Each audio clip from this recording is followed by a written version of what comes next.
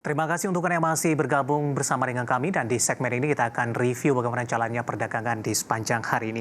Dan kami ingatkan kembali Anda masih bisa berpartisipasi di WhatsApp interaktif di 0812 di 8788 di 3723 seperti yang tertera di layar televisi Anda nantinya. Anda bisa bertanya secara langsung terkait dengan portofolio Anda sampai sejauh ini ataupun Anda ingin masuk kepada saham-saham tertentu, level menarik berapa saja yang bisa diperhatikan baik untuk jangka pendek, jangka menengah ataupun untuk jangka panjang.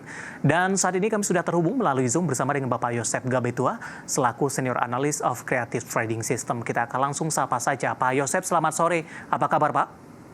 Selamat sore, Mas David. Kabar baik. Terima kasih Pak Yosep sudah meluangkan waktu di IDX Channel. Tampaknya kabar baik juga datang dari indeks harga saham gabungan Pak Yosep hari ini menguat cukup signifikan. Intraday tadi sempat menyentuh di atas level 7.200-an, namun di beberapa menit jelang penutupan hari ini penguatan lebih ke arah terbatas tanpa didukung oleh perbankan big cap. Bagaimana Anda melihat secara teknikal penguatan yang terjadi di sepanjang perdagangan hari ini?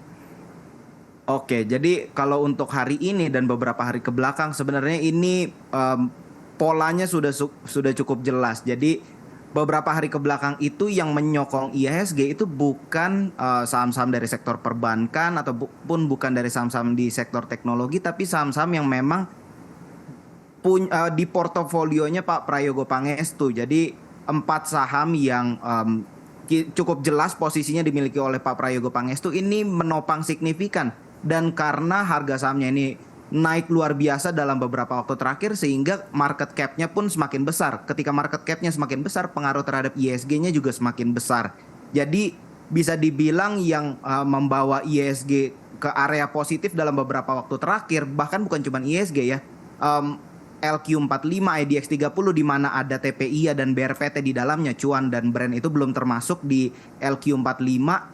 Tapi ada TPIA dan BRPT itu yang menopang signifikan untuk kenaikan. Jadi itu bisa dibilang kalau orang mengatakan ini efek dari window dressing, ya mungkin ini yang menjadi pembeda dari window dressing tahun ini dan tahun-tahun sebelumnya. Kalau tahun-tahun sebelumnya itu portofolio reksadana yang coba diperbaiki. Kalau misalnya kita ngelihat di sini ya memang karena portofolionya Pak Prayogo Pangestu yang lagi coba diperbaiki di sini.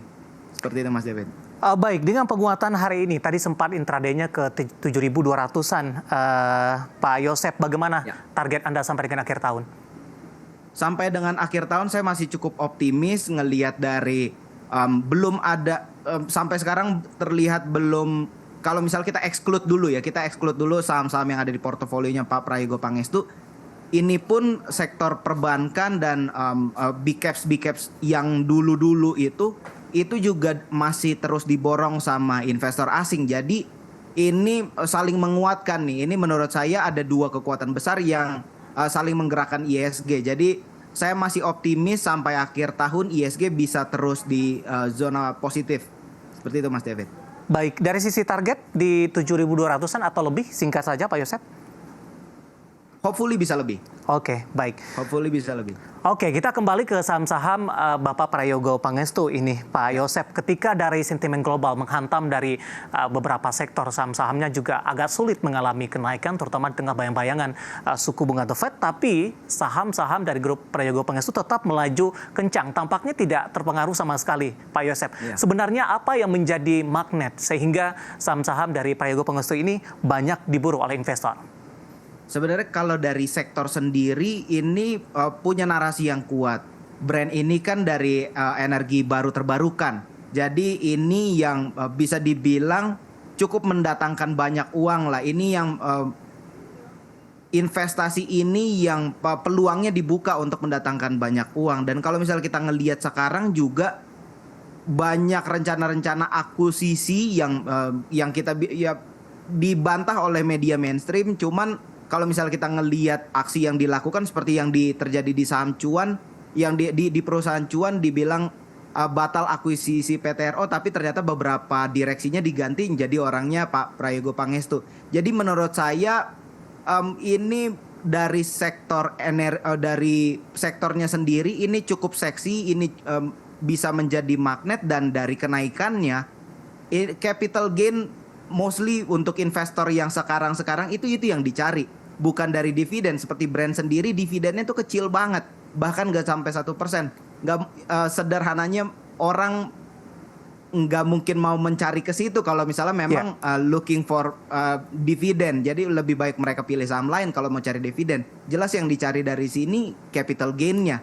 Baik. Seperti itu kira-kira Mas David. Pak Yosep, dari sisi valuasi tadi juga kita sampaikan sudah premium Pak untuk beberapa saham dari grup Prayogo Pangestu ini. Tapi tampaknya ini juga tidak menyurutkan ya dari investor untuk tetap masuk. Analisis Anda seperti apa? Saya setuju kalau misalnya kita ngomong pakai valuasi fundamental ini memang sudah premium semua. Ini udah bisa dibilang sangat mahal lah kayak gitu. Cuman kalau misalnya kita pakai valuasi ini mungkin memang kurang relevan. Jadi menurut saya untuk kita take action, misalnya kita mau masuk di kondisi seperti sekarang, saya jujur tidak berani merekomendasikan karena memang ini kita nggak punya gambaran baik secara historis, kita nggak punya gambaran saham ini bisa sampai kemana. Jadi tolak ukurnya belum ada kecuali memang kecuali memang udah di dalam saya masih bisa memberikan gambaran nih. Kayaknya lebih baik lanjut karena memang akumulasinya masih cukup besar. Tapi kalau misalnya untuk kita ikut menumpang di posisi seperti sekarang di saat semua sahamnya all time high, menurut saya ini move yang kurang bijak seperti itu.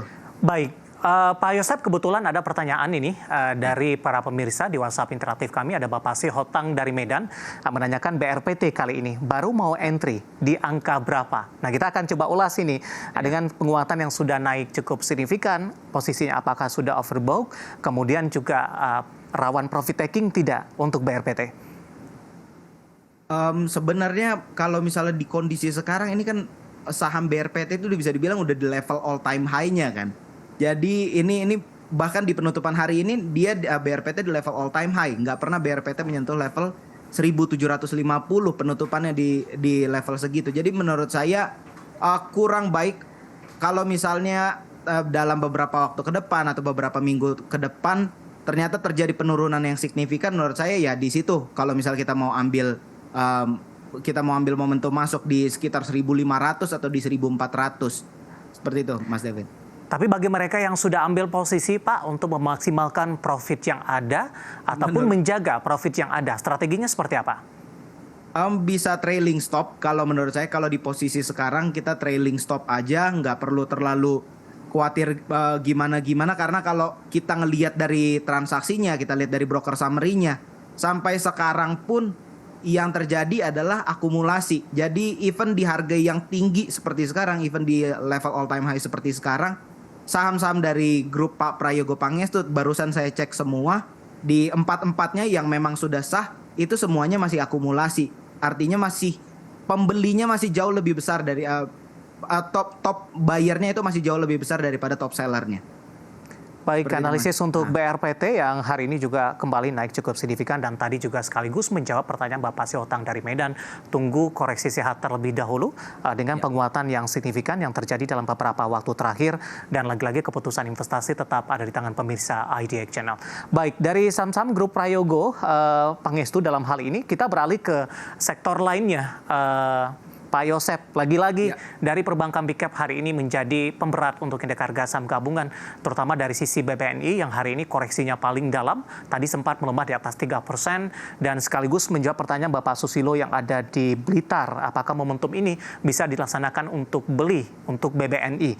Tapi sebelum kita ulas untuk BBNI, bagaimana Anda melihat pola pergerakan dari saham-saham perbankan big cap? Apa yang menyebabkan posisi mereka cukup sulit untuk naik signifikan dan kembali untuk menjadi penopang indeks harga saham gabungan?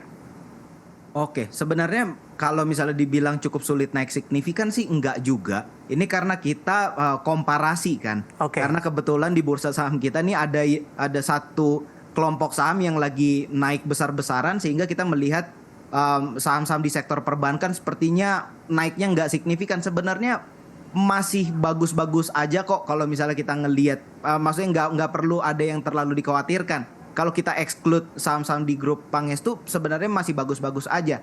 Apalagi kalau misal kita ngelihat saham-saham yang seperti BNI contohnya yang koreksi cukup dalam hari ini, tapi beberapa hari terakhir sebenarnya transaksi dari investor asingnya itu borong banyak. Jadi sebenarnya ini momentum yang bagus juga kayak gitu. Jadi ini bukan pergerakan dari sektor perbankannya itu yang melemah, nggak seperti itu, tapi karena kita kok melakukan komparasi aja kebetulan ada yang naik signifikan, jadi nggak kerasa seperti bergerak baik kayak gitu. Atau mungkin ini pergerakan saham perbankan big cap tidak bergerak secara kompak begitu, karena dari beberapa rotasi pergerakan sektoral, sektor keuangan lebih banyak absen ini dalam penghuni penopang dari indeks harga saham gabungan di beberapa pekan terakhir, Pak Yosep. Ya sebenarnya memang lebih banyak kalau misalnya beberapa waktu terakhir salah satu yang menopang juga itu saham teknologi. Memang perbankan ini sepertinya lagi nggak dapat momentum. Lagi-lagi seperti ini, Mas David, ini kan saham yang dikendalikan sama investor asing. Jadi mau nggak mau ya kita nunggu momentum dari investor asingnya. Kalau mereka belanja banyak ya kita bisa ikutin. Oke, sebelum update dari penutupan sesi kedua hari ini untuk BBNI, menjawab pertanyaan Pak Susilo di Blitar, Anda tadi katakan momen untuk yang tepat untuk masuk kepada BBNI. Level entry ideal yang direkomendasikan untuk BBNI, Pak Yosep? Untuk BBNI menurut saya di 4.900 atau di 5.000 itu ada support juga, ditambah inflow, menurut saya itu level yang bagus, 5.000. Baik, penutupan hari ini masih di 5.075, melemah cukup dalam di 3,79%. Analisis untuk BBNI dan tadi sekaligus menjawab pertanyaan Bapak Susilo yang ada di Blitar, dan lagi-lagi keputusan investasi tetap ada di tangan pemirsa IDX Channel. Baik Pak Yosep, kita hold terlebih dahulu. Saya akan sampaikan update penutupan indeks harga saham gabungan di sesi kedua hari ini dan juga beberapa data perdagangan lainnya yang berhasil dihimpun oleh tim redaksi kami.